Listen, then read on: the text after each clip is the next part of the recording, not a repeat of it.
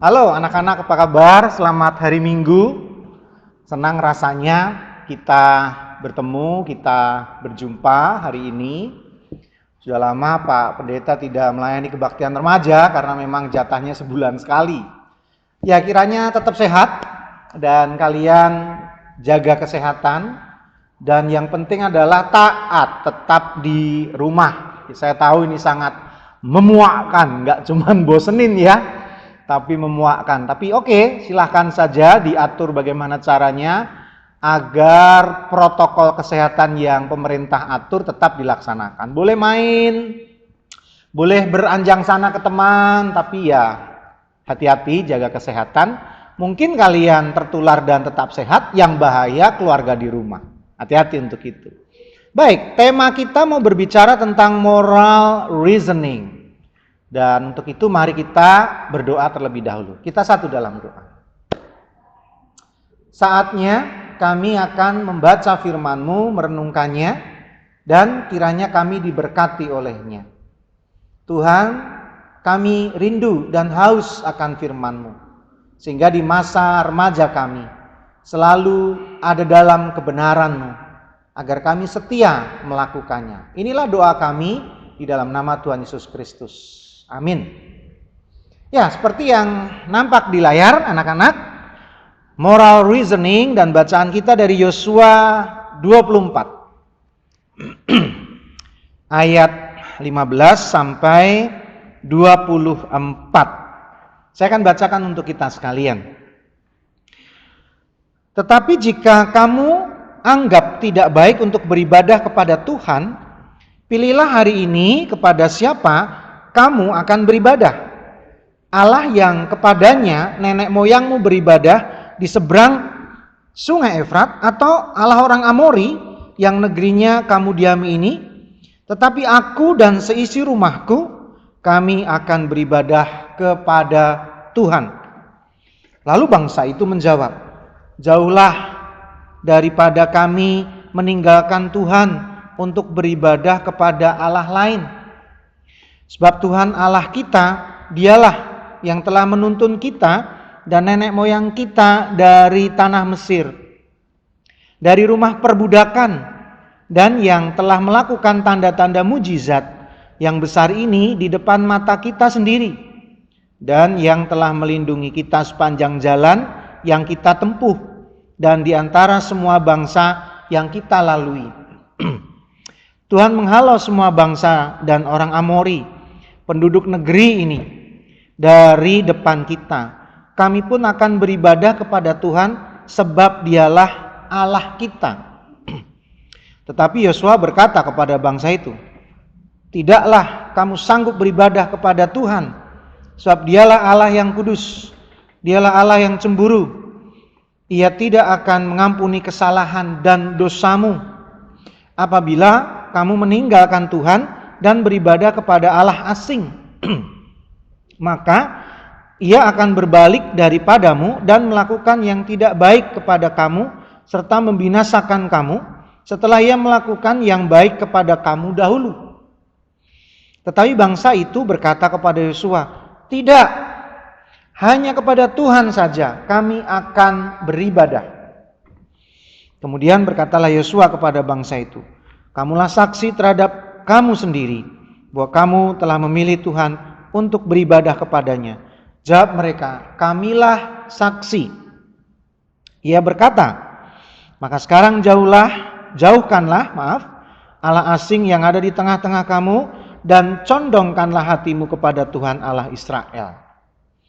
Lalu jawab bangsa itu kepada Yosua, pada Tuhan Allah kita kami akan beribadah, dan firman-Nya akan kami dengarkan. Amin. Kita yang berbahagia adalah yang mau mendengarkan firman Tuhan dan yang memelihara dalam hidup kita setiap hari. Ya, anak-anak dan saudara, keputusan moral, moral reasoning.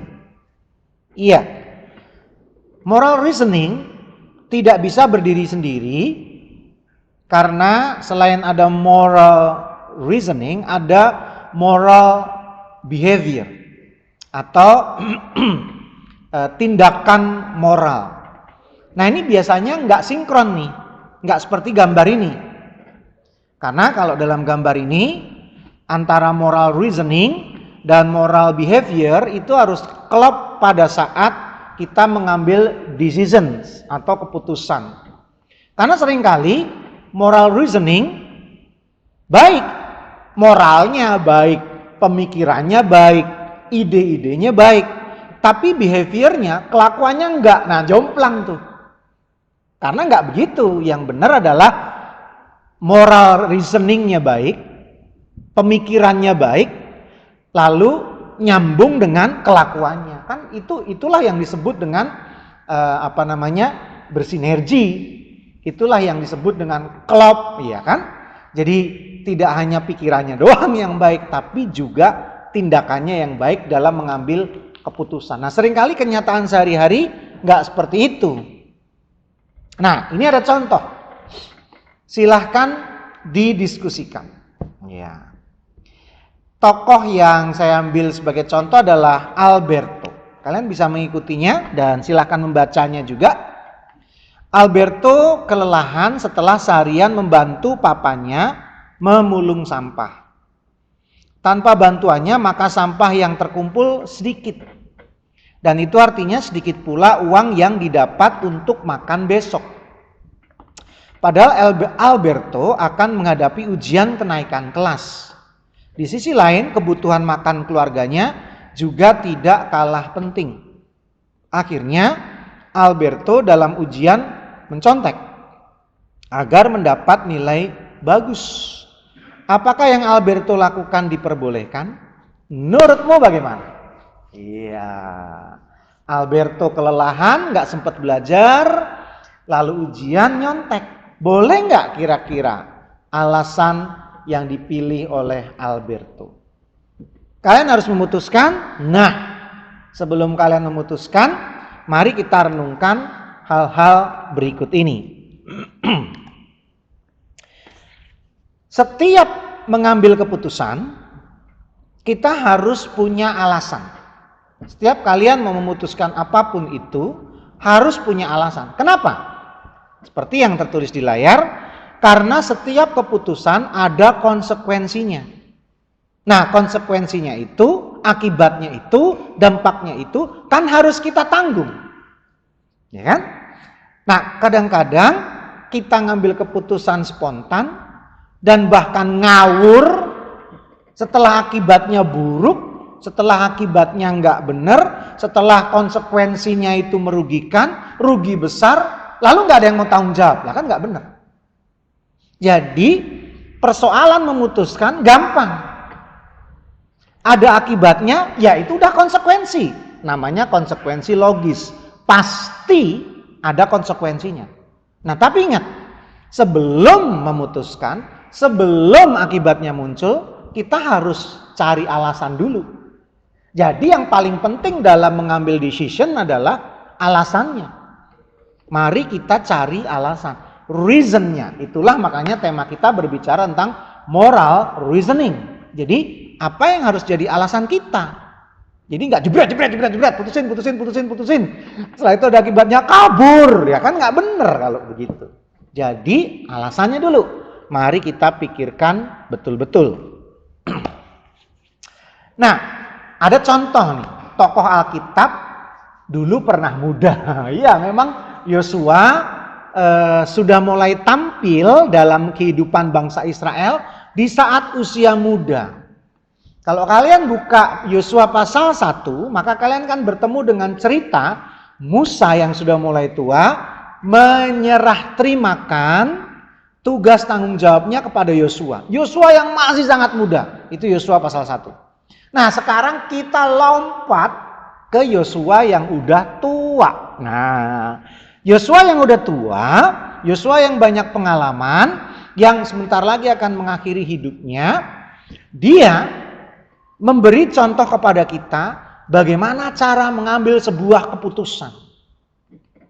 Dan keputusan yang Yosua ambil bukanlah keputusan yang populer. Bukan keputusan yang orang banyak nih ngomong apa nih? Bukan keputusan yang anginnya kemana nih? Ke kiri, ikut ke kiri. Ke kanan, ikut ke kanan. Nggak jelas, bukan. Yosua dengan pengalamannya memimpin, Yosua dengan imannya, maka dia berani mengambil keputusan yang berbeda dengan orang lain. Bahkan dia berani mengatakan, kalau kalian nggak mau nyembah Tuhan, terserah. Yang penting aku dan keluargaku nyembah Tuhan. Itu kan berseberangan banget. Itu kan beda banget. Orang mau ngapain kayak terserah. Tapi yang benar di hadapanku, tapi yang baik menurut imanku adalah hanya menyembah Tuhan, maka itu keputusanku. Hebat. Itulah Yosua. Tapi mungkin kalian bilang, ya kan udah tua Pak, udah pengalaman. Nah, makanya mari kita merenungkannya bagaimana sikap Yosua yang begitu tegas karena ada pengalaman dalam dirinya, ada alasan yang jelas, dan ada hikmat sebelum dia memutuskan sesuatu. Poin itu kan tidak harus umur yang menentukan. Sekali lagi, mengambil keputusan dengan alasan yang baik, dengan hikmat, didasari kebenaran, didasari argumen yang kuat, itu kan nggak lihat umur. Emang hanya orang tua doang yang bisa begitu? Kan enggak. Kalian pun dari saat ini, pada saat kalian mulai beranjak dewasa sebagai anak remaja, boleh dong kalau mengambil keputusan dengan pertimbangan-pertimbangan semacam itu. Oke, nah kita lanjutkan. Kenapa poin ini menjadi penting buat remaja dalam mengambil keputusan? Kenapa tidak sih mengambil hal yang positif yang dilakukan oleh Yosua itu? Karena memang ada teori begini. Lawrence Kohlberg yang sudah lama meninggal, dia hidup di tahun 1927 sampai 1987, mengatakan bahwa di kelompok usia remaja pada saat mengambil keputusan itu pertimbangan yang paling utama adalah apa kata kelompok. Ya kan? Apa kata orang? Orang ngomong apa, mayoritas ngomong apa, remaja tuh biasanya ngikut tuh. Ini menurut tokoh psikolog Lawrence Kohlberg. Nah, dalam hal ini remaja terpecah menjadi dua. Yang pertama disebut good boy atau nice girl. Jadi dia memutuskan agar semua orang happy, agar semua orang senang, ya, agar menyenangkan orang lain, gitu ya. Jadi karena good boy, nice girls, ya dia nurut-nurut aja. Orang bilang A, oke dah aku A. Orang bilang B, oke aku ikut B, gitu ya. Nah, yang tipe yang kedua adalah obedience, ya, obedience. Jadi memutuskan karena patuh akan peraturan. Nah, kalian yang mana nih? Ya, tipe good boy, nice girl atau yang obedience? Oke. Nah, yang jadi persoalan adalah kelompok mana sih yang seringkali kita ingin senangkan? Kelompok mana sih yang seringkali mempengaruhi hidup kita? Nah, bagi anak remaja memang berubah-berubah nih. Iya, memang berubah-berubah. Pada saat kelas 6 SD, kelas 1, kelas 2 SMP, itu biasanya kelompok orang tua yang mau dibikin seneng, gitu ya. Jadi pengen seneng, bikin seneng papa sama mamahnya, gitu. Jadi kayaknya good boy, betul ya, nice girl, penurut, begitu ya. Anak-anak manis, gitu, kira-kira begitu. Nah, tapi makin gede nggak gitu. Seringkali di usia kalian timbul konflik karena kelompok yang ingin kalian senangkan itu udah bukan lagi papa mama, udah bukan lagi keluarga nih, tapi temen, lingkungan, gengmu, kelompokmu. Nah, ini kan jadi masalah. Coba perhatikan bacaan kita yang ada di layar. 1 Korintus 15 ayat 33. Hati-hati loh. Janganlah kamu sesat. Pergaulan yang buruk merusakkan kebiasaan yang baik. Nah, tuh. Pergaulan yang buruk merusakkan kebiasaan yang baik. Jadi seberapa intens, seberapa intim kalian bergaul, itu akan perlahan menambah atau mengikis kebaikan. Nah, hati-hati kan? Nggak serta-merta nih, nggak serta-merta. Ya. Tapi dia akan mengikis atau menambah, mengikis kebaikan atau menambah kebaikan. Jadi hati-hati nih, harus betul-betul dipilih. Kan seringkali kita menasihatkan ke kalian kan gini. Jadi kalau pilih temen hati-hati. Kenapa sih? Poinnya bukan nggak boleh punya temen loh. Itu kan seringkali ngacoknya kan di situ. Bukan nggak boleh punya temen pilih-pilih. Kan beda dengan nggak boleh punya temen kan. Kenapa? Karena orang tua tahu kalau kalian salah pilih temen tadi bisa nambah atau ngurangin kebaikan kalian. Kalian yang jadi nice girl, yang tadi good boy, bisa menjadi bad girl, bisa menjadi bad boys. Kan? Karena pergaulan. Pilih sahabat juga gitu, lebih-lebih sahabat. Ya. Karena dia akan selalu sama-sama, lebih sering sama-samanya dengan mereka. Ya kan? Tambah kalian gede, makin jarang kan sama papa mama. Ya seperti Shola tuh di rumah dulu, waktu dia kelas 6 gitu ya. Kalau kita mau pergi, dia ngikut. Ya, terus mulai agak gede sedikit, mesti diajak.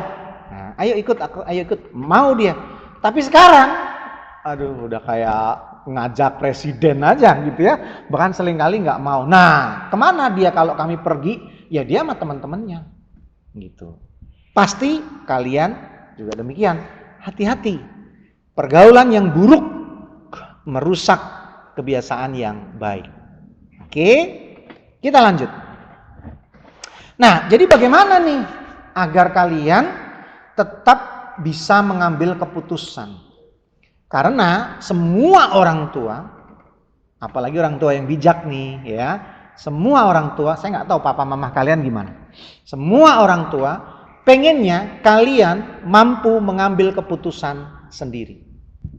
Ya kan? Kan nggak selamanya diawasin gitu ya, nggak selamanya dinina bobokkan, kan enggak kan? Kalian mesti mengambil keputusan. Nah, bagaimana nih? Nah, ada 3 poin kalian bisa lihat di situ. Yang pertama, cobalah belajar berempati pada saat mau mengambil keputusan. Berempati itu apa sih? Nah, ini kalau Pak Pendeta dulu waktu kuliah S1 kan jurusannya konseling pastoral. Konseling pastoral itu yang dilatih pertama sebagai seorang konselor itu adalah berempati. Empati itu membuat saya bisa merasakan apa yang dirasakan oleh klien itu atau konseli itu atau orang yang berbincang-bincang itu. Sehingga saya bisa punya perspektifnya. Sehingga saya bisa punya klik rasa dengan dia. Nah, kalian bisa melatihnya itu. Ya. Jadi kenapa orang melakukan hal itu? Kalau kita bisa empati, kita bisa mengerti. Gitu. Jadi enggak serta-merta lalu mengatakan boleh enggak, hitam putih begitu rupa enggak. Tapi ketika kita bisa berempati, kita bisa berada di posisi dia. Begitu. Nah, itu menolong kita untuk mengambil keputusan. Ya, sekali lagi itu bisa menolong kita untuk mengambil keputusan. Kenapa sih seringkali kita dibilang kalau mau pergi pamit. Nah, coba kalian di posisi orang yang ngomong itu. Mamahmu misalkan, papahmu misalkan. Kenapa dia mesti ngomong gitu? Ya karena mereka nggak mau kita hilang. Kita gaul dengan orang yang salah. Kita dan lain sebagainya. Arti kan? Nah, jadi mari kita di posisi dia. Gitu. Yang kedua, cari teman berargumen yang tepat. Karena kalau orang buta nuntun orang buta lah gimana? Kesesat semua sih.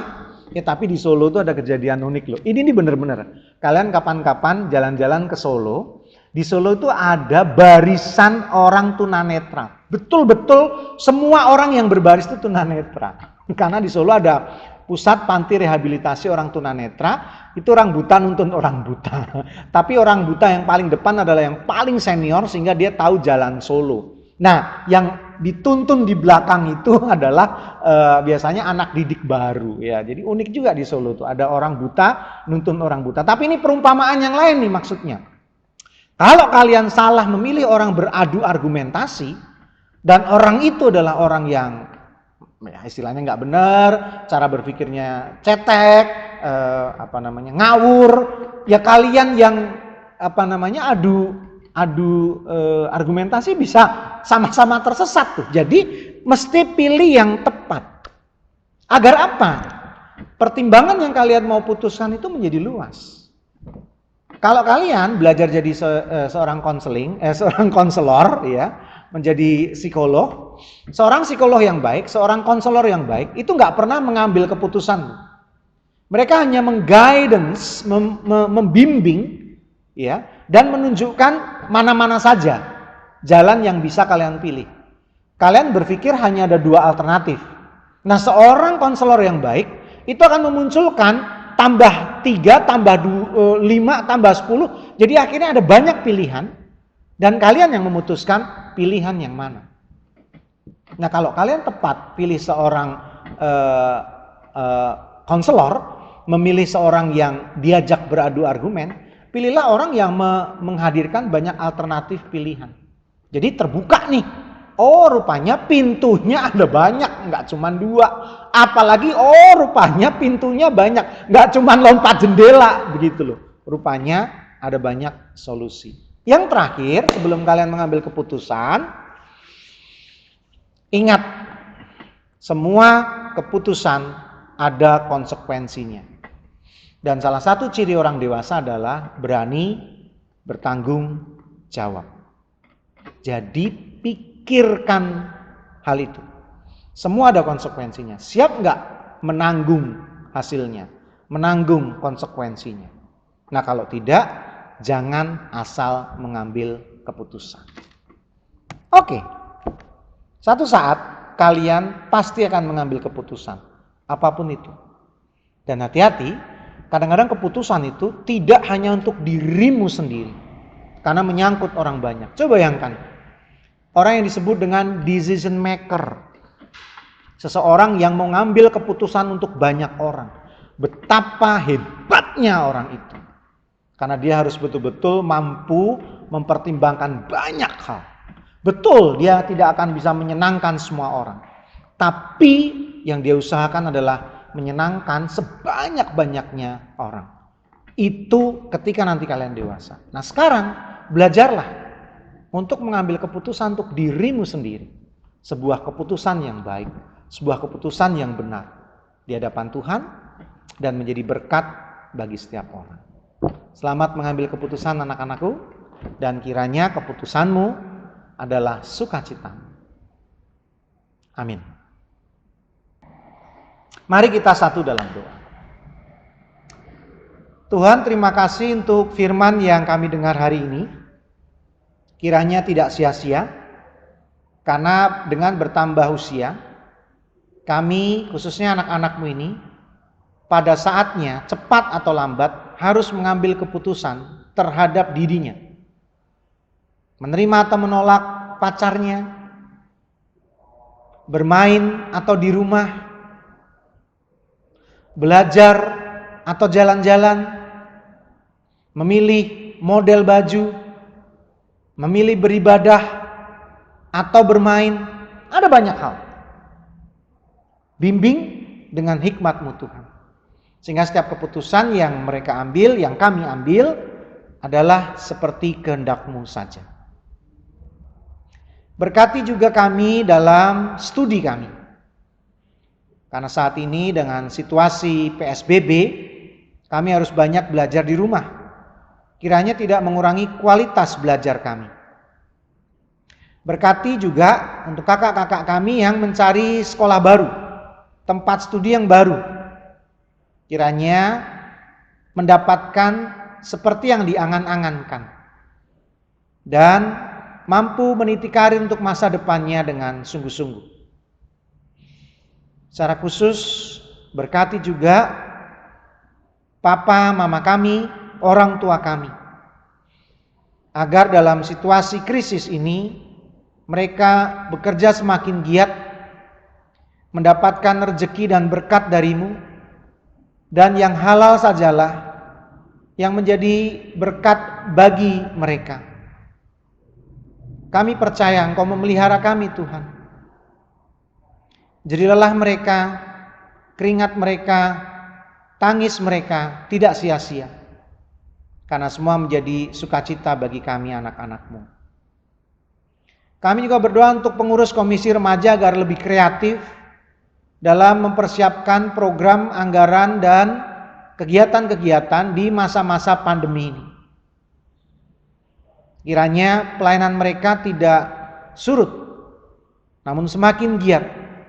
Berkati mereka Tuhan dalam kesatuan hati pelayanan mereka, agar semakin luar biasa untuk memuliakan nama-Mu. Tidak lupa yang berdoa untuk para pemimpin kami, bangsa kami, negara kami. Jadikan Indonesia makmur dan menjadi tempat penuh dengan sukacita.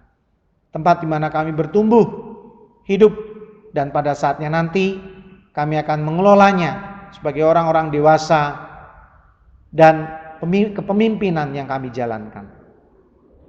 Inilah doa-doa kami, permohonan kami yang kami ingin sempurnakan di dalam doa yang Kau ajarkan kepada kami.